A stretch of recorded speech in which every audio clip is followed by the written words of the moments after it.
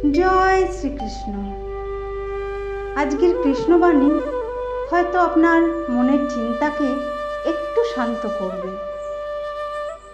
একদিন এক কৃষ্ণ ভক্ত শ্রীকৃষ্ণকে জিজ্ঞেস করল, প্রভু, আমার জীবনে এত চিন্তা কেন?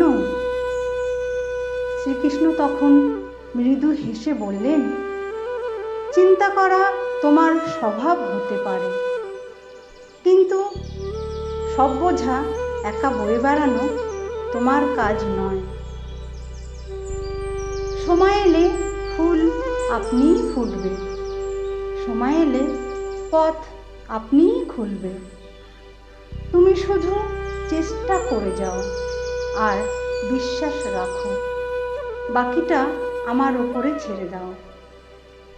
কারণ যেখানে তোমার চেষ্টা আর শক্তি থেমে যায়, সেখান থেকেই শুরু হয় আমার আশীর্বাদ।